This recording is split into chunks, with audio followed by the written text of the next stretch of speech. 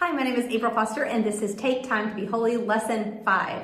All right, so we'll start class as normal with a word of prayer, then we'll go into our Bible facts and memory work, then to our lesson, and then end with an activity at the end. All right, so this is the last time for a little while we will be in the book of Leviticus, so by now they should know the book of Leviticus is about being holy, priest, sacrifices. Those three things. So what does it mean to be holy? And we start out this lesson talking and redefining and making sure they really understand the word holy. We thought back at even these kids that are 4 and 5 were recalling back to week 1 and 2 when we talked about the definition of holy. It means I reminded them those cards that I gave you. What did they have on them? And they said separate, different, higher. So these we're talking about holy days. This whole lesson is about special days, different days, days that are separate from other days, special days.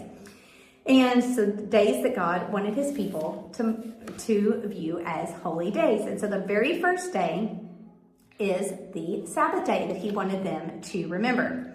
So every 7th day of the week was a special day called the Sabbath. So we talked about how many days are in a week. Some of them knew the answer, some of them didn't.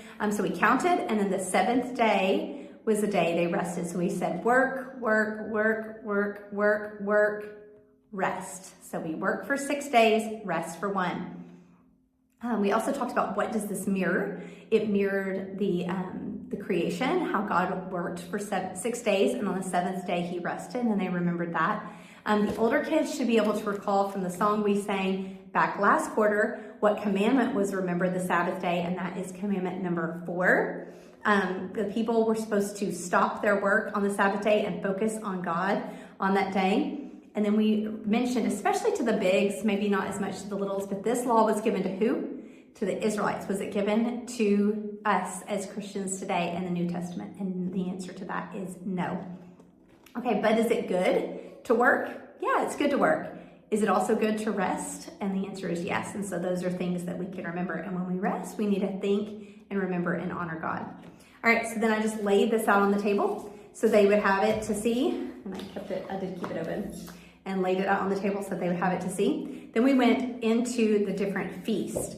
All right, so the first one was the Feast of the Passover, and I had them look at the picture and think back to what this meant. They were able to tell me what it meant, and then each in your lesson diagram, you give them specific phrases to remember about each one of these feasts and about the Sabbath day, because if you don't, when you get to one of the games and the activities, they won't have those to tie into.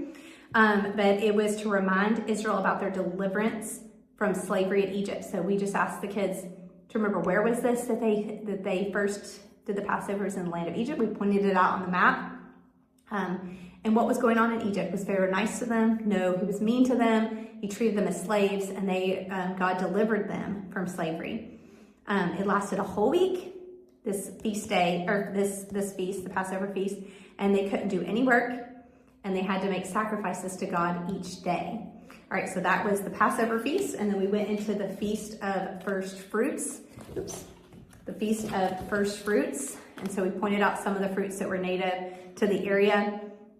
And we talked about when they grow a garden or when they grow something, do they get excited when the first fruits come up or the first vegetables come up? And they said, yes. And what do you want to do with them? And they said, eat them. And I said, yes, but for the Feast of the First Fruits, God wanted their first. God wanted their best. So they gave their first fruits to God. So, and then the priest would wave a bundle of grain before the Lord. And the purpose was to praise and thank God for giving food to the people and the animals. So that is the Feast of the First Fruits. And then we get to the Day of Atonement. And this was to help people remember their problem with sin. Okay, so what does that have to do with a goat? So this was a very special day. It was only one day. It did not last a whole week.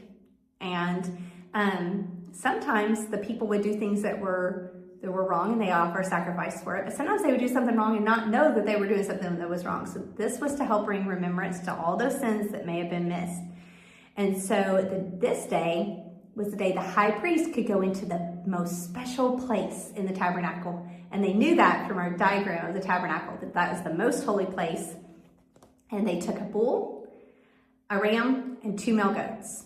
So how many animals total? 4 animals. Okay, what's a bull? We talked about that. What's a ram? We talked about that. and 2 male goats. And one of the goats, the scapegoat, was allowed to let go, and he would run off into the wilderness. The goat escaped with their sins. He took their sins away, and that's what it means, atonement. He took their sins away. He wasn't sacrificed, he took their sins away. So that is the Day of Atonement. I'll lay that down. And then we get to the last one, the Feast of Booths. And we talk about this was a happy feast. And this feast lasted for 7 days. And it was to remind the people how God cared for them. When did they live in tents like this? And they lived in tents like this when they were wandering in the wilderness and when they were on their way to eat to the land of Canaan. And God cared for them in the wilderness when they lived in tents. And this is also called the Feast of Tabernacles. The Feast of Booths is also called the Feast of Tabernacles. Okay, and that is it for the visual aids. So those are all laid out.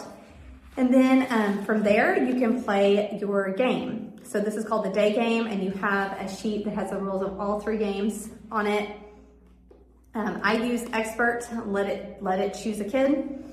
And we just read off the question. This one is also called the Feast of Tabernacles, and they have to think and wait for it to land on them. If it landed on them, they would point to the Feast of Booths. Now, a lot of times, because I'm teaching non-readers this time, they would just point to it. But it's very important, even that they point to it, but then you also reinforce, what is this? What is the one you're pointing at? What's that called? And if they didn't know, that's fine. We just say Feast of Booths, and they look at you sometimes, and I go, say Feast of Booths. And then they would say it. So it's just very important for them to verbally tell you which one they're pointing to, so that those get implanted further in their mind. Okay, so that's game number 1. We also have several worksheets. This one is the worksheet we did today, where we took red paint and reminded of the Passover. They also have one that they can draw. It has the 5 different blank spots for them to draw a representation of each of the feast and each of the holy days. Sorry, not just the feast, but each of the holy days. And they can do that. We'll save that one to Wednesday night, because we get a little more time in class on Wednesday than we do on Sunday. For the older kids, your readers, you have this matching game as well. And then I use this with the younger and the older, because this is always something that's nice and easy to take home. But this sketch just gets cut apart into 6 different squares and then stapled together as a booklet. The text is straight from Leviticus 23. So it's good for them to have that, and for their parents to have that to read back to them and tell them what they learned in class.